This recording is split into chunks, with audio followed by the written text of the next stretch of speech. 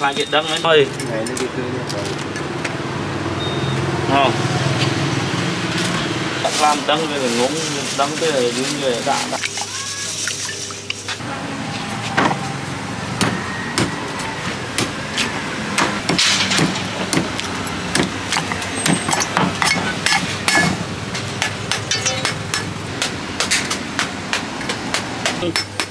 thấy thế dương lụa mang đọp sang nam đây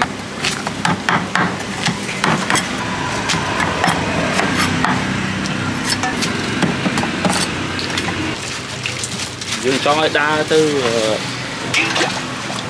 làm tôi chứ vật niên vậy thấy vật niên đang cái tay bạch đào nó hot đây này chưa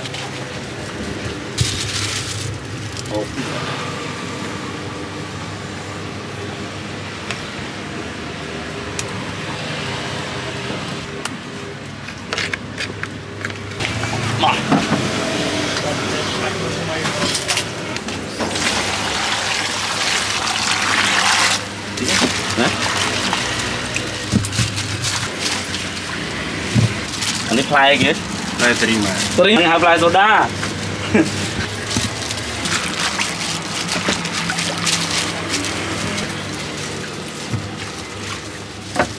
Mưa nó rồi.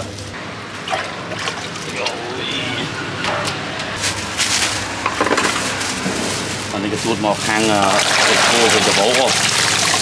Ngày tuổi già đó, ôi đại cái chuột được nhìn từ màu.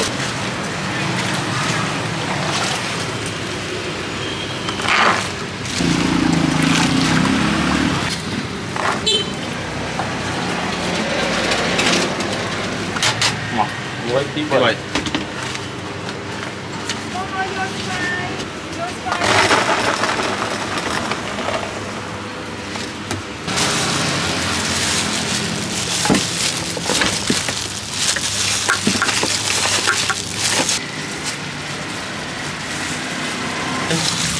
Nah, okay.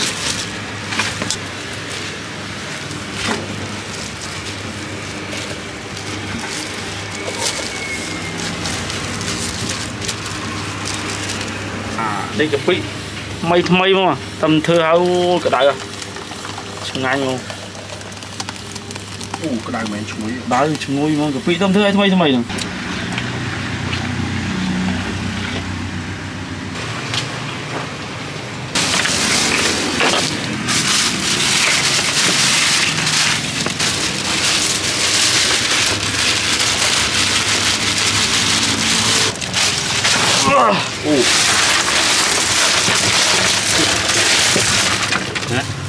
khọp ta na ba tới khọp khọp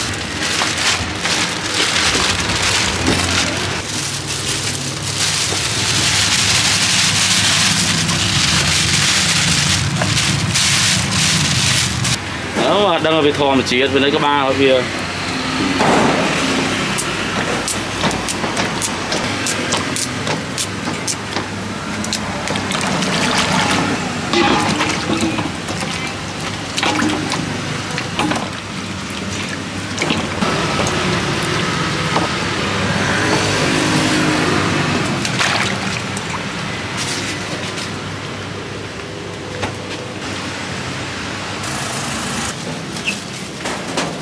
lên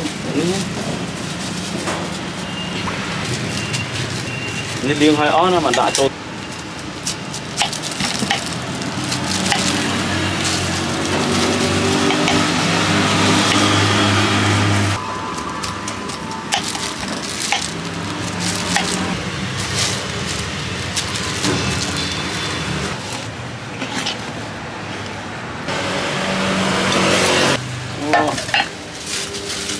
mà nhưng mà cải dẹo mà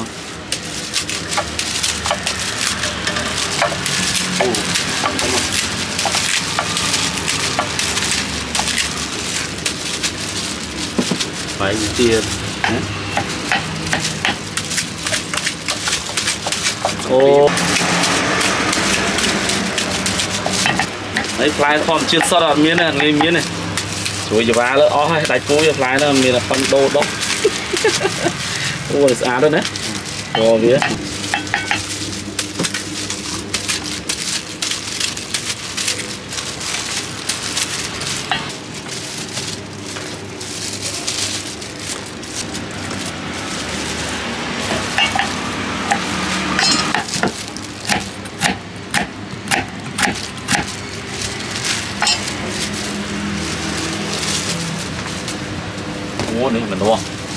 lịch của nó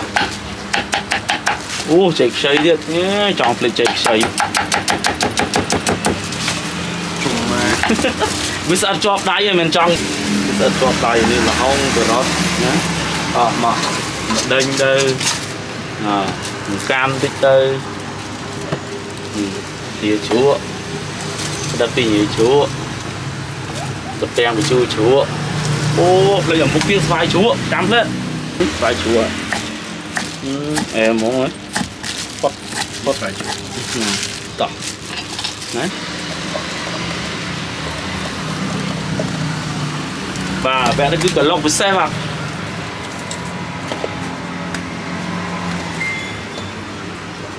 giấy không này tập thầy score tập thầy cần lọc năng mì lao cái miền nó ngay đi này kia kia vì buồn vàng cái món này làm chuyện bữa đó việc làm có sao đấy nhé nó tê thôi giờ hơi đi à đấy hơi là nè đậm đỡ thích chứ phải vì mình xây đất đi lúc này muốn mình xây đất này ok mày tiếp từ lâu mình tí nè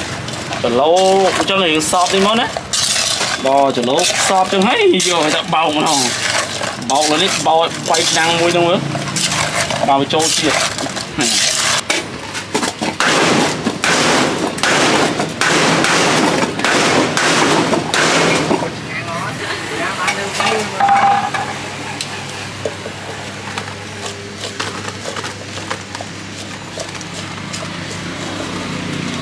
mà cái chơi là mố mố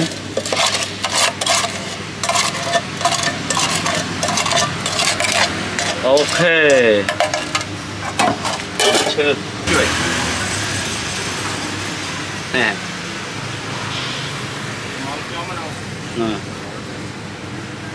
ta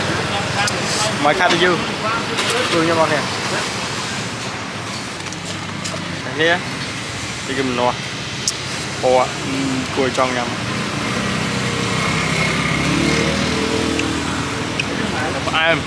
em đi về về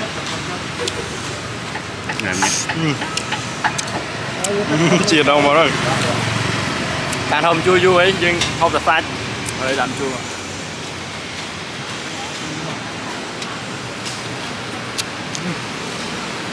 hướng dễ sợ không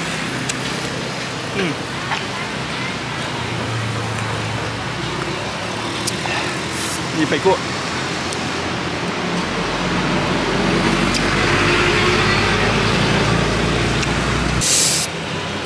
cái đó không bao rồi bỏ chiết tầm men quá đi gừng đây màอย่างนี้มือสไลด์ใจอ่ะดับสไลด์เดี๋ยวไปซุยมันตัวนี้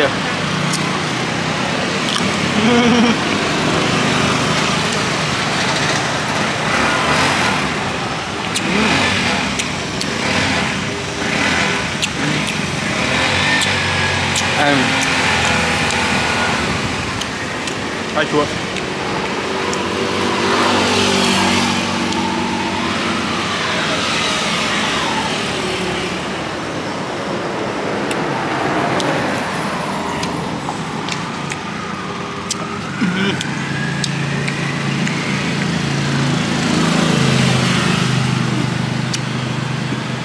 nè mà chắc cả đây buồn bẻ mộc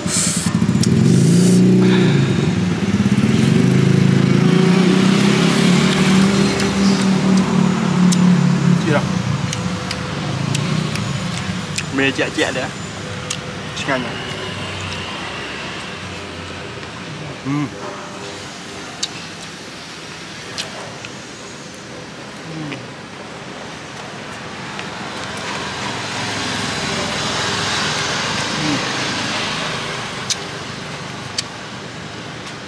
bám phượng chủ lại con đó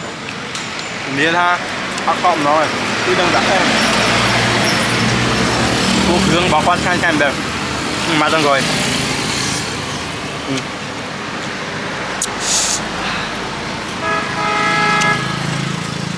bấy nhiêu mà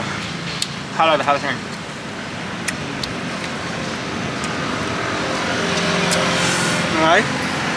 cuốn mẹ ca tết là video này chụp này video quay ra tiếp mới nhắm bát mình kia bye bye